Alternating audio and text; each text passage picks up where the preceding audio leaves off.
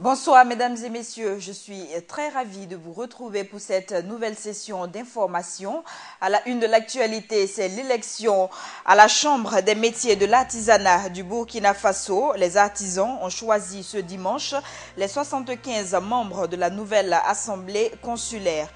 Grève à la Sotraco, quel impact sur les usagers? Des Ouagalais déplorent la situation qui prévaut pendant que des chauffeurs de taxi se réjouissent. Le barrage de Ziga, c'est l'une des importantes ressources hydrauliques du Burkina Faso. L'historique de sa création et les perspectives visées, c'est dans ce journal. Présent au 13e sommet de la conférence des chefs d'État et de gouvernement de l'Organisation pour la coopération islamique OCI, le Burkina a réaffirmé son engagement à lutter contre le terrorisme. Le président Roch-Marc Christian Kaboré s'est montré rassurant quant aux retombées de sa participation au sommet de l'OCI pour le Burkina Faso. Le point avec Samba Kassile Traoré. Le 13e sommet de la conférence des chefs d'État et de gouvernement de l'Organisation pour la coopération islamique OCI s'est tenu à Istanbul en Turquie du 14 au 15 avril dernier. Placé sous le thème « L'unité et la solidarité pour la paix et la justice », ce 13e sommet a vu la participation du président Roch-Marc Christian Kaboré qui affirme que la question du terrorisme dans le monde a été au cœur des débats. Ça a été une occasion pour nous de réaffirmer notre engagement pour la tolérance et la paix, qui sont des préceptes déjà de l'OCI et également des préceptes partagés par le monde musulman. Ça a été une occasion pour nous de réaffirmer également notre engagement dans la lutte contre le terrorisme, puisque ça faisait partie des aspects de discussion. Et au regard du fait que le terrorisme également agit sur le monde entier, il était important qu'au niveau de l'OCI, les différents pays qui participent contribuent à lutter ensemble contre ce fléau. Et je dois dire que dans l'ensemble, c'est une rencontre qui s'est très bien passée. Ce sommet de la conférence des chefs d'État et de gouvernement de l'Organisation pour la coopération islamique sera profitable pour le Burkina, à en croire le président Roch Kaboré, au vu des rencontres qu'il a eues. Nous avons rencontré le président de la BID, la Banque islamique de développement, pour discuter de tous les projets de développement que nous avons avec eux. Et je dois dire que la BID envoie une mission à Ouagadougou dans les prochains jours pour que nous puissions faire le point de tous les dossiers qui sont en instance et dont les taux de décaissement ne sont pas suffisants. Nous avons également demandé à l'EMI de nous aider à construire un centre de traitement du cancer au Burkina Faso. Nous avons également rencontré le vice-président du Turkménistan, qui est un pays avec lequel nous avons nouvellement noué des relations diplomatiques. Enfin, nous avons rencontré quelques hommes d'affaires turcs qui envisagent de mener des projets économiques au Burkina Faso. La prochaine conférence des chefs d'État de l'OCI se tiendra dans 2 ans à Banjul en Gambie, selon Roch Kaboré. Le vote des 75 nouveaux membres de l'Assemblée consulaire de la Chambre des métiers de l'artisanat du Burkina a eu lieu ce dimanche. Ce matin, le ministre en charge du commerce, Stéphane Sanou, a visité quelques bureaux de vote pour constater le bon déroulement des élections. Il s'est réjoui de l'engouement et de l'affluence des électeurs. C'était en présence de Viviane Bama. Les élections en vue du renouvellement de l'Assemblée consulaire de la Chambre des métiers de l'artisanat du Burkina Faso CEMA-BF se tiennent depuis cette matinée du 17 avril sur tout le territoire national. À Ouagadougou, le ministre en charge du commerce et de l'artisanat a effectué un tour dans 3 bureaux de vote. L'objectif était de s'imprégner du déroulement des votes. Il était bien séant que le gouvernement m'instruise pour venir voir de visu ce qui se passe et puis les encourager et les soutenir en son nom. Je veux dire tout de go que c'est une grande satisfaction que j'éprouve comme ça, parce qu'en réalité, partout où nous sommes allés, on a vu qu'il y avait de l'affluence. Et déjà, ces bureaux de vote ayant été ouverts dès 6 heures, et encore qu'il y ait ce monde-là, ça veut dire qu'il y a un engouement et ça veut dire que l'organisation est parfaite. Le renouvellement de la Chambre des métiers revêt un enjeu majeur selon le président du comité d'organisation. Mettre en place cette Chambre des métiers constitue un élément fondamental dans la mesure où c'est cette Chambre des métiers qui va être le relais entre l'administration et les artisans. Bon, en ce sens que il y aura une affirmation certainement très nette et du gouvernement à apporter des réponses aux différentes préoccupations du secteur de l'artisanat, et la Chambre des métiers devrait pouvoir jouer un rôle très important dans ce sens. Les élections se déroulent dans les 45 provinces. Plus de 2500 électeurs sont attendus et permettront de désigner l'Assemblée consulaire composée de 75 personnes issues de 4 corps de métier. Les résultats provisoires sont attendus ce lundi 18 avril. À la direction de la formation professionnelle, bureau de vote numéro 4 de Ouagadougou, l'affluence des électeurs était aussi au rendez-vous ce matin. Pas d'incident majeur n'a été constaté durant la matinée, sauf la lenteur du processus de vote. Le reportage de Viviane Bama. Nous sommes à la direction de la formation professionnelle où est logé le bureau de vote numéro 3 de Ouagadougou pour l'élection de la nouvelle assemblée consulaire de la Chambre des métiers. Awa Ilboudo, tout comme toutes ces personnes, attendent de désigner leur candidat, de qui ils attendent beaucoup.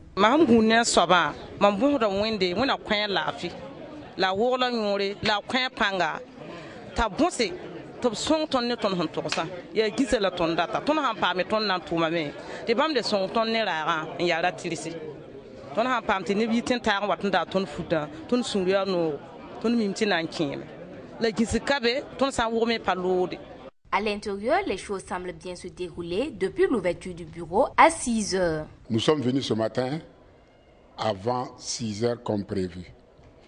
Nous avons pris tout le temps pour mettre en place le dispositif électoral. D'abord, les isoloirs, les urnes, les bulletins de vote et la mise en place à la portée de ceux qui ont la gestion de la liste électorale. Pas d'incident majeur, mais une lenteur dans le processus. Non, on n'a pas d'incident. Seulement, nous sommes en train de constater une lenteur dans le mécanisme électoral. C'est-à-dire que les gens sont d'un certain âge, d'autres ont des difficultés de comprendre. Il faut associer quand même des explications pour que cela puisse se faire comme il se doit. Bon, le président a mis en place un dispositif afin de permettre à ce que nous puissions en tout cas aller un peu plus vite. Mais malgré les dispositions prises, une inquiétude demeure, celle que tout le monde ne puisse pas voter. Et pour cause, le nombre de candidats et du processus de vote. On a une inquiétude parce que vu la lenteur qui se présente et vu le nombre de candidats. Alors imaginez-vous, 15 et 4, ça fait 19 bulletins et il faut les faire en 2 fois. D'abord faire le tour pour les 15 bulletins et faire le tour pour les 4 bulletins. Donc vous rentrez 2 fois dans l'isoloir pour faire votre choix.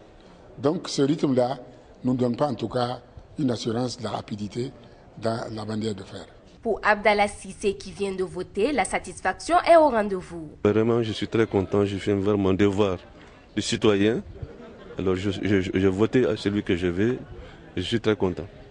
Jusqu'à 10 heures, heure à laquelle nous quittons le bureau de vote numéro 3, où sont attendus plus de 1700 votants, l'affluence était toujours grande. Le dépouillement des bulletins est attendu après la fermeture des bureaux à 18 heures.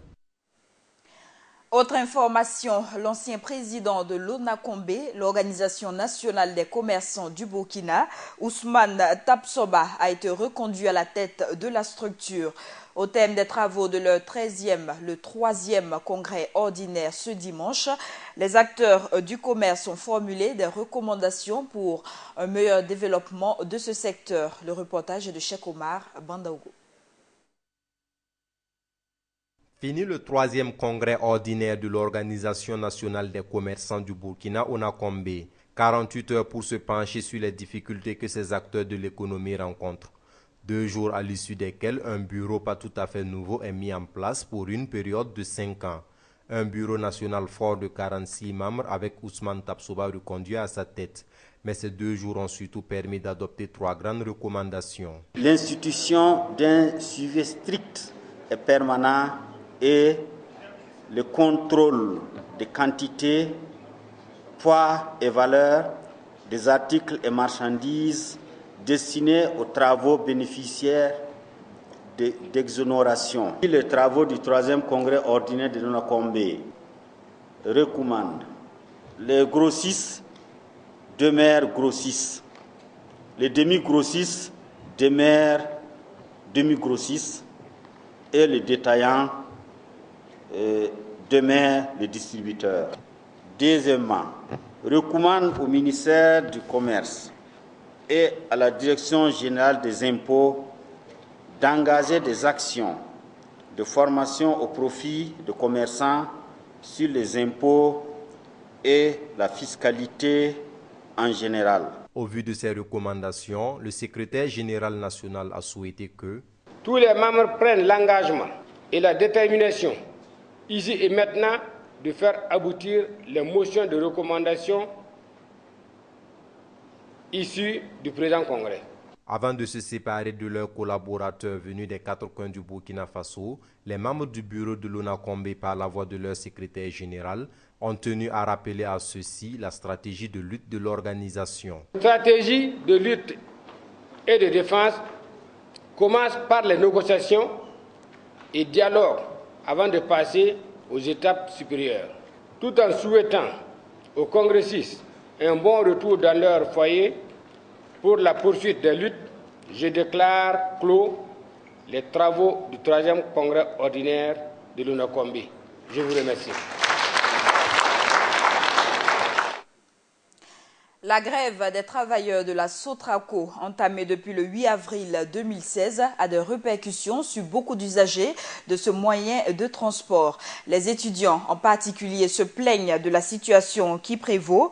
À l'opposé, les chauffeurs de taxi se frottent les doigts. Les affaires marchent plutôt bien avec ce concurrent écarté. Suivant ces différentes opinions recueillies par Samba Kassile Traoré. Depuis quelques jours, les bus de la société de transport en commun Sotraco sont aux arrêts dus à une grève que mènent actuellement ces agents. Une grève qui ne va sans conséquence chez les usagers de ces bus, notamment les étudiants. C'est avec tristesse et colère qu'on vit cette situation. Moi, je suis étudiant, je suis en cité Kosodo. Beaucoup d'étudiants comme moi là-bas, nous sommes obligés de marcher de la cité Kosodo jusqu'à l'université de Ouagadougou. Ce qui n'est pas juste, ça fait beaucoup de colère au niveau de la cité. Franchement, cette grève, ça nous aide pas quoi. Franchement, ça nous aide pas. Marcher jusqu'à l'université, franchement. Parce que moi, particulièrement, c'est le Sotraco que je prenais chaque matin pour aller à l'université. Maintenant, avec le grève, je suis obligé de me lever tôt pour marcher aller à l'université. Ça ne m'arrange pas, moi. Vraiment, c'est compliqué, quoi. C'est vraiment compliqué, très compliqué même. Moi, je pense que je dois marcher, ou soit appeler même des amis qui sont hyper loin, très loin de chez moi. C'est vraiment compliqué. Je ne pars même plus. Je ne pars plus. Puisque je n'ai pas de moyens de déplacement, si les amis ne viennent pas me chercher, je fais comment? Je suis obligé de supplier des amis pour qu'ils m'envoient les cours pour que je les photocopie. Je ne peux pas. Cependant, il est à remarquer que cette grève de la Sotraco profite à certains taximens qui ont vu leur chiffre d'affaires augmenter depuis le début de la grève. Avec Sotraco, comme il y a la grève là, il y a un peu de clients. Donc, on n'a qu'à les supprimer parce que comme ça là, il y a un peu de clients maintenant. Depuis qu'ils sont en grève là, vraiment le taxi marche très bien pour moi. Ça marche très bon pour moi. C'est-à-dire, moi je préfère même que ça continue parce que je gagne pour nourrir mes enfants et mes parents. Vraiment, ça me fait du bon. Un peu. Les clients viennent un peu de danser. C'est pas tellement trop. Comme avant qu'il y a dit ça là. Par rapport au niveau du Sotraco, le Sotraco ne nous intéresse pas. Maintenant, mais c'est pire. Les clients qui prennent le Sotraco ne prennent pas les taxis. En rappel, les agents de la Sotraco réclament la restitution de leurs collègues licenciés et exigent de meilleures conditions de travail. Ils ont arrêté de travailler depuis le jeudi 7 avril passé.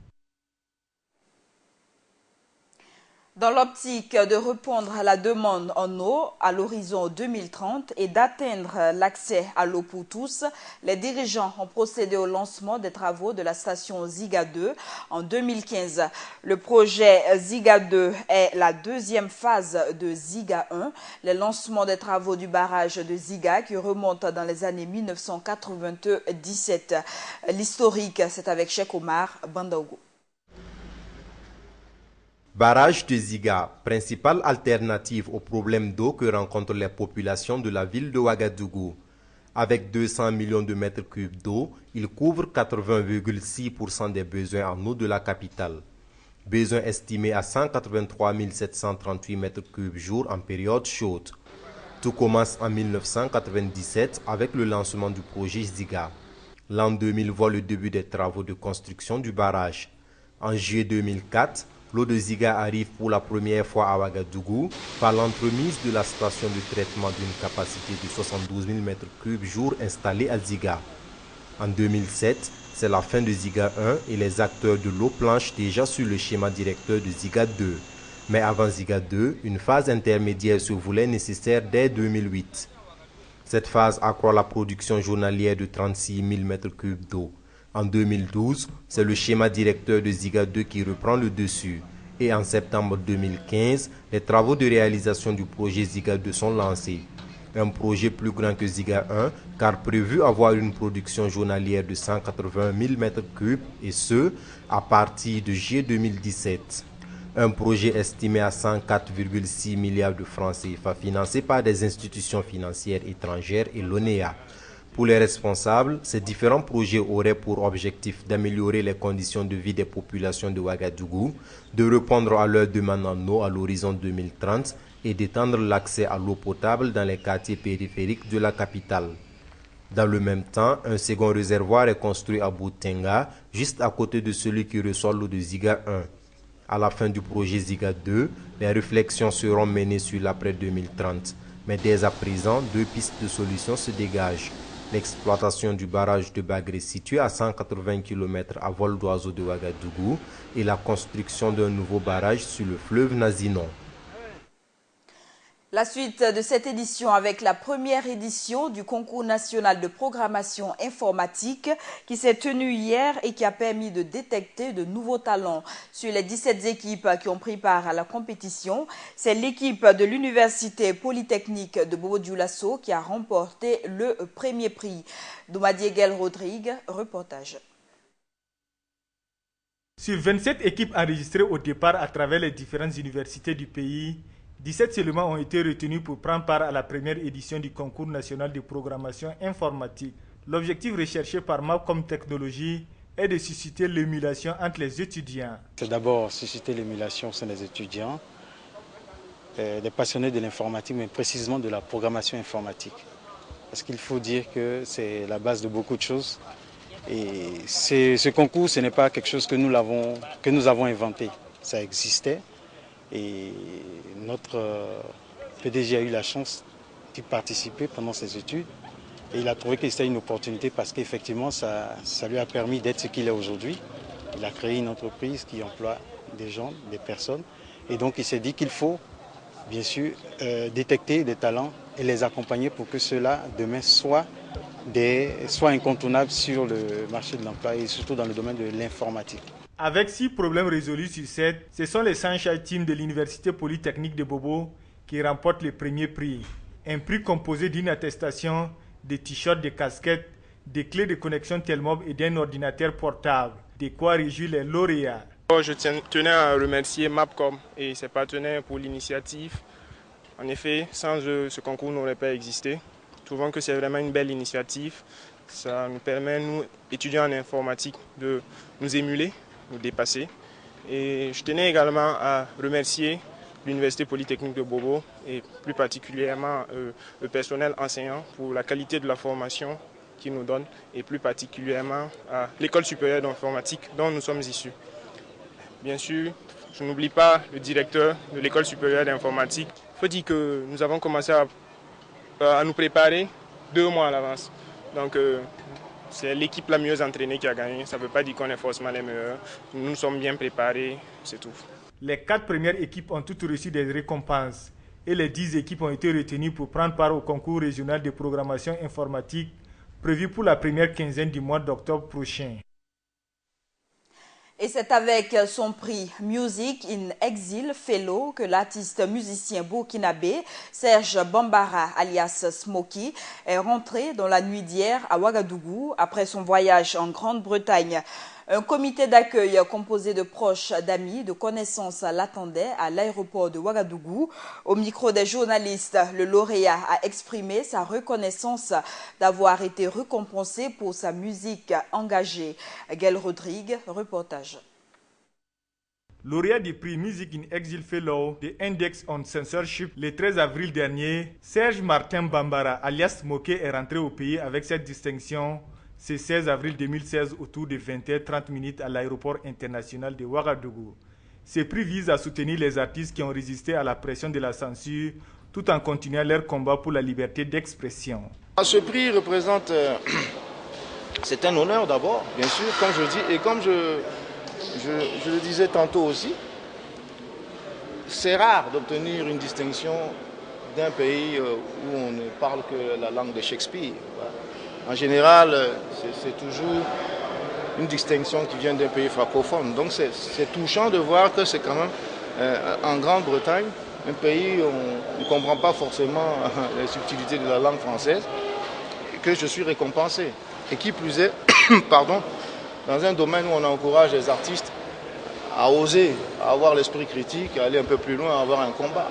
Voilà, chose que j'ai toujours voulu magnifier et sublimer depuis le début au Burkina Faso. Aujourd'hui, on est bien content de voir que être un artiste engagé, avoir un combat, ça peut aussi payer d'une certaine façon. On peut avoir droit à une reconnaissance pour ça.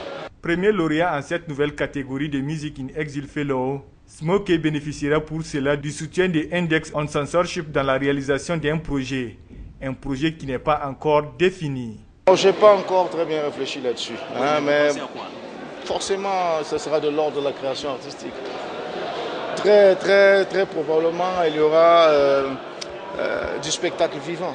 Voilà. C'est-à-dire que j'aimerais bien que si ça pouvait être une tournée, par exemple, anglo-saxonne ou dans la sous-région, dans les pays anglophones notamment, parce que vous savez, c'est un peu ça le hic.